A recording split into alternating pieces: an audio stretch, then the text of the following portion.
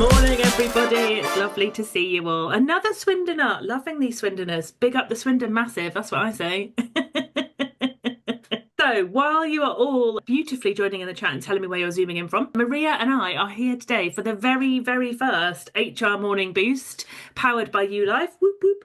We are going to be talking today about how to keep your head when the world is losing theirs. And for those of you that have been on any of my programs or followed me, I flipping love talking about COVID. So I have no doubt that we're going to talk about how COVID has both impacted me and Maria in our times as HR humans. So we're going to should we just dive in? Should we get started? I think, so Maria, I've known you probably, oh my God, do you reckon it's about 5 years? 4 or 5 years maybe? Yeah, definitely. Yeah, so Maria was always like an HR director that I used to follow and be like, oh my God, I love her. She just posts so much amazing stuff. And then we ended up meeting each other on a program, and then that's it. We've been HR mates for life.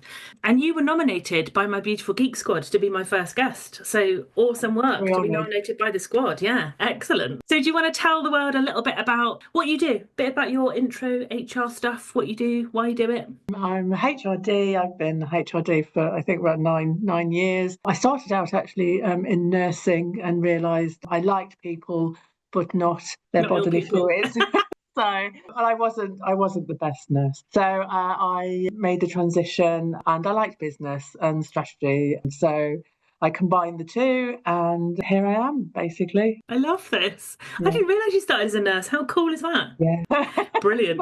Brilliant. That is so fun. So, shall we? I know we've had some pre-chats about this, and I also want to say, as part of my introduction, there are weekly sessions every week with either me, Kirsty Bags-Morgan, or Emma Jamil. But this one will possibly have swearing included, so I'm just going to do a little caveat that this is advance apologies for any swears that come out of my mouth. So I think that's just fair. Both Maria and I were like, we're a bit sweary. This is going to be a thing. So one of the things, I know we talked about it beforehand, Maria, about HR in this post-COVID world. What do you think is one of the key core skills for HR survival in the world we find ourselves in now? I think that understanding that it's a marathon and not a sprint, because ultimately I think if you're taking it head on, then you do end up in burnout. I think for any HR professional, key actually is to the environment that you work in. You can be the best HR person, and if you work in the worst environment, it will grind you down. It will absolutely grind you down. So you've got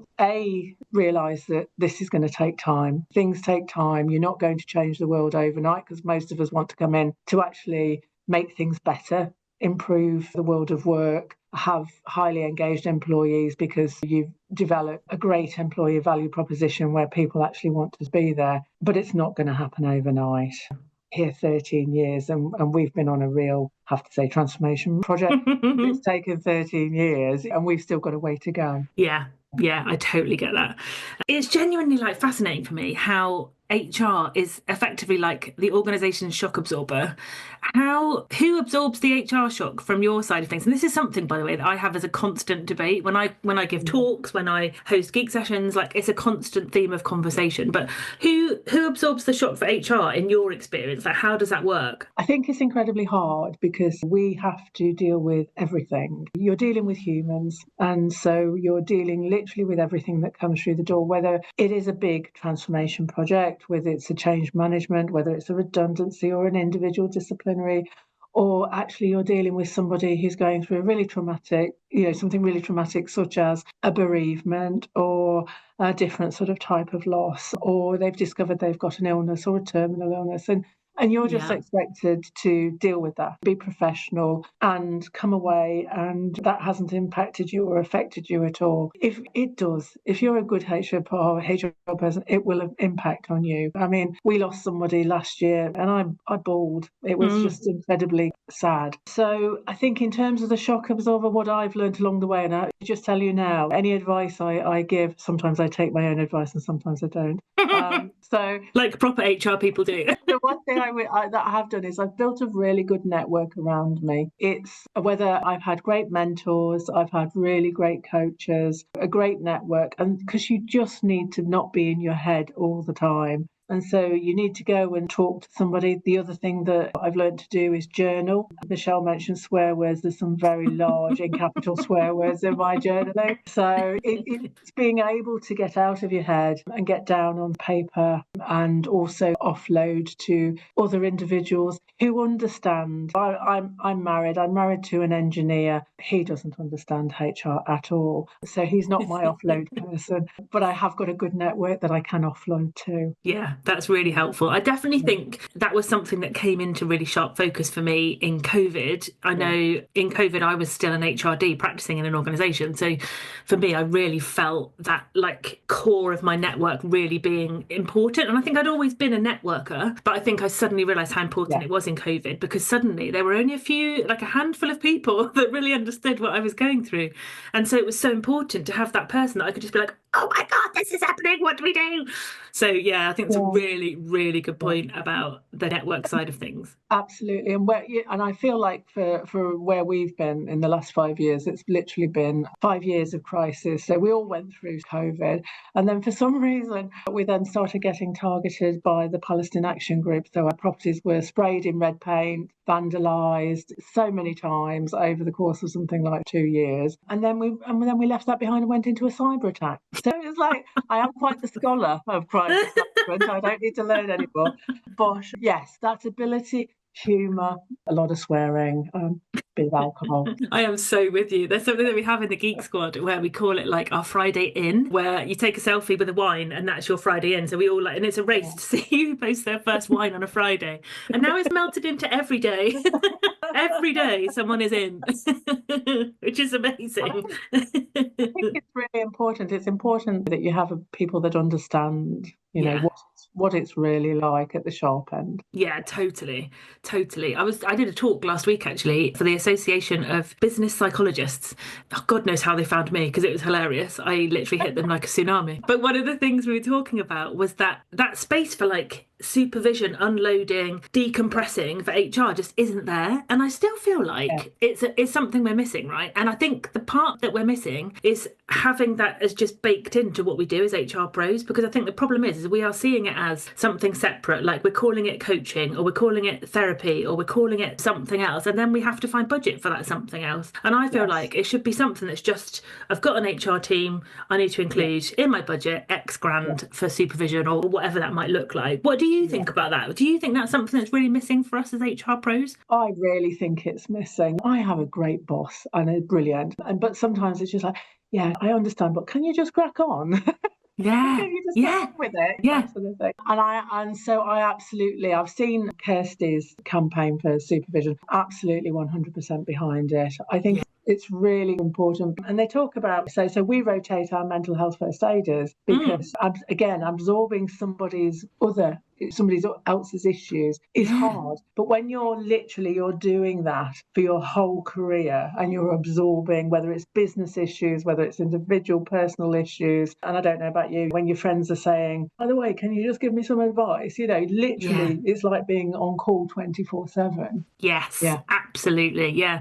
And I'm seeing a lot of resonating moments in the chat as well. So lots of people are talking about compassion fatigue. Supervision is vital for mental health, people doing mental health first aid. So yeah, completely. It's obviously something. I honestly think, Michelle, that if we had that in place, it would stop great people leaving the profession. Yeah, because for sure. They just become burnt out, and you do get that compassion fatigue. And I think if you had that supervision, it would then allow you to do that offloading and thinking, right, okay, I can go to the next thing, I can deal with the next thing. And we talked about the pace of change, and again, it's constant, isn't it? So before you've even had a decompress and a breather, you're on to the next, or those next things are all running alongside each other. Yeah, absolutely. I mean, even when you were describing to me the big things, let's say, that have hit you pre and post pandemic, like even that, what you don't realise is there's day job on top of that. And that's what people forget, is like, oh my God, those things are awful. Like they're so all encompassing. There's so much to go, so much to do and go on. Like, and then you're like, oh, but there's also like literally a 50-hour week day job that has to be covered in all of that as well. Absolutely. We have a pandemic, but we still got starters and we still have leavers and we've still got to process payroll. And yeah. Yeah, always payroll. What things do you think really helped you at like an organizational level at Fisher German when you were working out like COVID life and how it was all going to work? What things do you think really helped you at an organizational level? I think I genuinely think I'm one of the fortunate ones in that I work in a really great environment that is supportive and sees people as really important, and their feedback is really important. So I think for the HR team here, they get listened to because we've demonstrated our value. You then get listened to. So when you're coming up with those suggestions about what's important, and we've done things during the pandemic, I'm sure lots of organisations did this, but we did various things. So we made the August bank holiday a 4-day bank holiday instead of a 3-day. We shut at Christmas for 2 years as a way of thank you and saying decompress, because if everybody's off at Christmas, you're not coming back like you do on holiday to a trillion emails.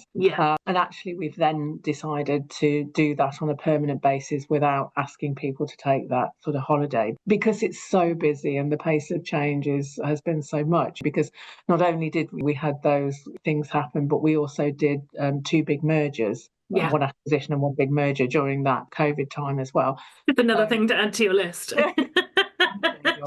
It was that we need to build in time and the connectivity pieces. So each of our office has a rep in it. They're given a budget, do things that make sure that individuals connect sort of to each other. During COVID, we did a thing like we introduced a thing called Business Blend. It randomly matched you with somebody in the business. And again, don't talk about business, talk about where you're going on holiday once lockdown's lifted. How are you actually coping with things? Or share an online glass of tea or wine, whatever it might be. I think connectivity, like we've talked about, the ability to share, offload, feel seen, that type of thing, I think is really important. However you build that in. Yeah, I love that. And I think that was so easy to dismiss as nothing, wasn't it? When we were all working remotely, it was so easy just to be like, oh, we don't need that, we're fine, it's nice to be at home. But I think the reality is having those small moments of connection was really, really important. I could just see Deborah's put on the chat, we called it donut time. Oh, love donut time. I want donut time now. Love it, love it. And there's lots of happy chats in the chat as well about the Christmas closure as well. And I think it's so funny. I used to, when I was in-house HR, used to always take my big holiday around the Christmas closure time because it was the only time I would actually get to breathe and have time off. So that was my big holiday every year, was I would leave on like the 20th of December and not come back till the second week of Jan, because I knew that would be the time that I wouldn't be called upon for anything, because Christmas closure was like precious time. So I think that's a really, really good one that people forget, don't they? That it can actually be really nice to have that definite shutdown where everybody rests, which is really good. They need a break away from work. Yeah, definitely. And I'm loving seeing all of the stuff in the news for other countries right now about the right to disconnect. And I think that is another one that's going to become really interesting to watch, isn't it? I just think that's going to be fascinating if that comes in for us, where you can actually switch off and everybody else switches off. So you can have that proper rest rather than panicking and thinking, oh, I've got to just quickly check my emails before bed, or I'll just quickly log on a Sunday. That's such a shame, isn't it, that Labour have dropped that in terms of in the festo, because I actually thought that was a really good thing. I mean, I'm old enough to remember the snail mail and fax machines and telex machines, but it did slow things down. And it is one of the things I try to, I talk to the team about, which is, if you can slow things down, ask people, when do they actually need it? Because you always get, oh, I need it straight away. But when do you actually need it by? And booking time, I book time in my calendar, so I'm not doing back-to-back meetings. I've booked time out, try and have some thinking time. Where I am now, we have 2 sites, and I'll walk between the 2 sites just to get a breather, get outside, get some thinking time. And where you can, and I know it's hard, and I say this from not doing it sometimes, but it is that position of try and sort of push back and put those boundaries in. Don't just immediately accept something that comes in. Ask questions about it.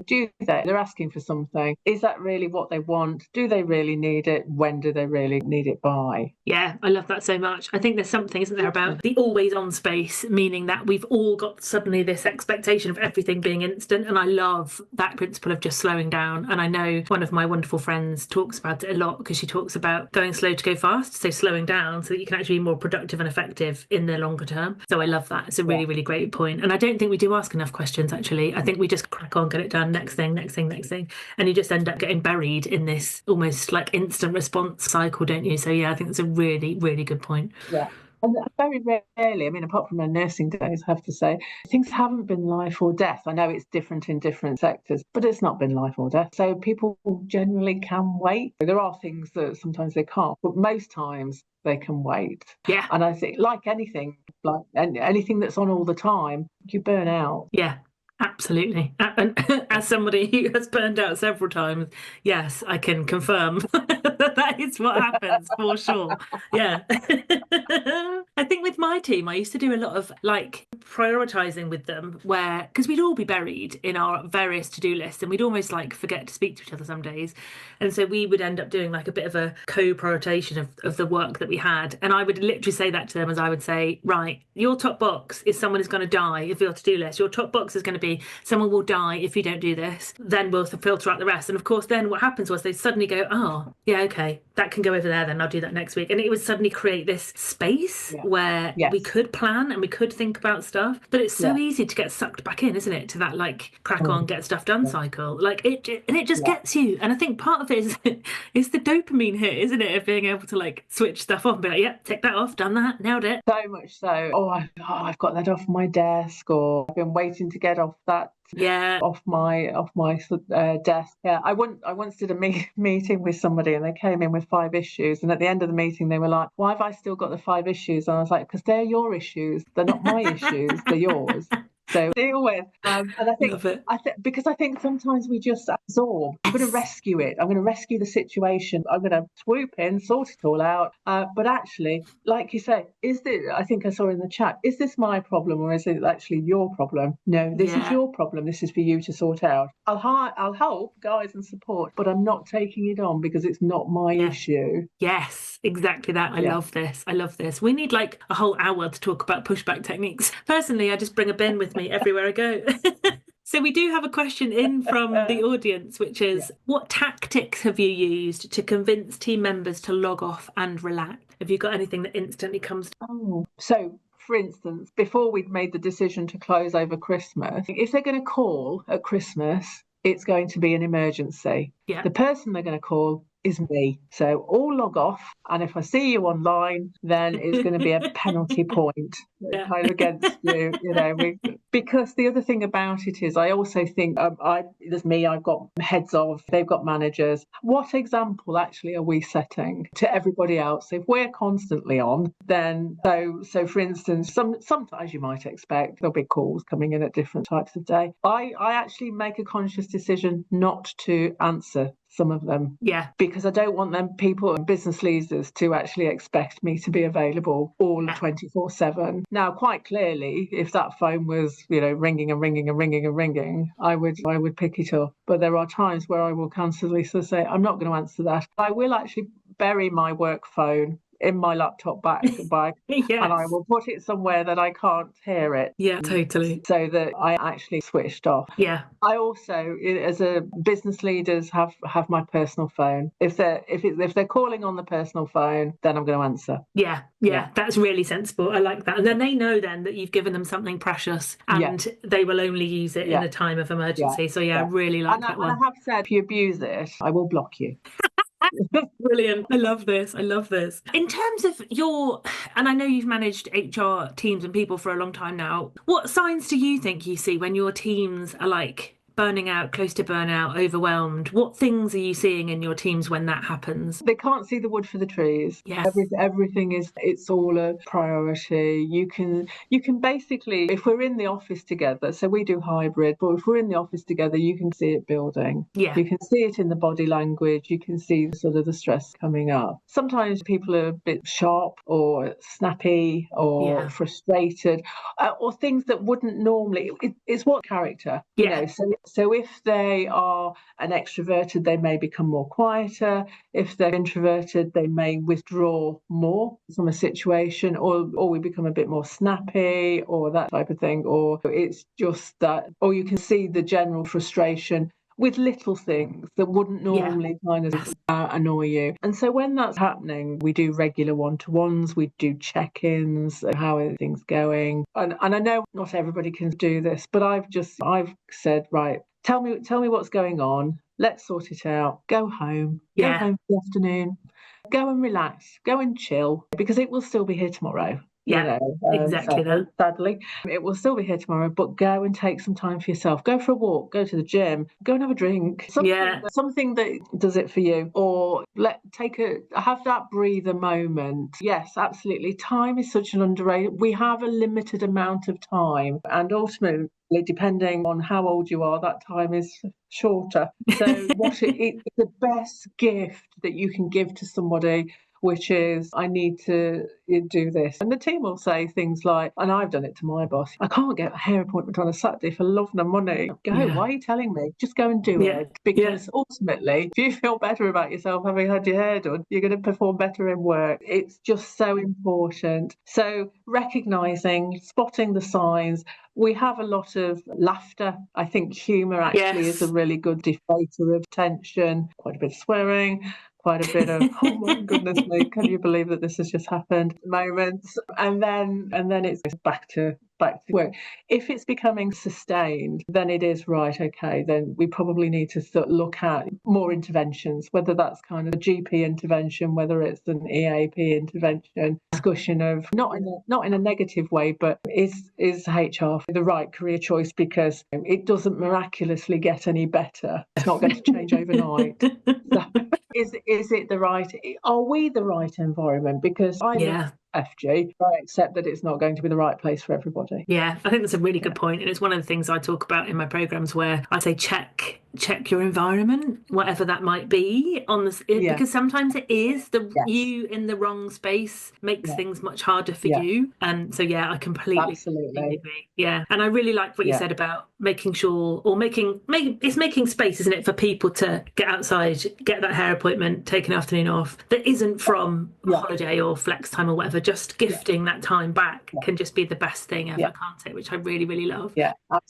absolutely. My ethos is always, why make life harder for people? It's hard enough as it is. Why make it harder? Just let's make it nicer, easier, and then we're all more productive. Totally. Yeah, I absolutely agree. And it's, as the last point that Steve's brought up in the chat actually, is when I burned out, it was about learning how to switch off. Just having time off wasn't enough, because I couldn't stop my mind constantly thinking, oh my God, Steve, like hard resonate for that one. Yeah, love it. And one of the things we've done recently is we've got YuLife, the YuLife Wellbeing app for the Geek Squad, which has just been the most fabulous, like great space in all of our days, because now we're all competing for like steps, walking, meditations, Sudoku, like all of those things. And it's such a great way to like connect people back to that well-being space without it being in your face. Like it just seems to really land really well.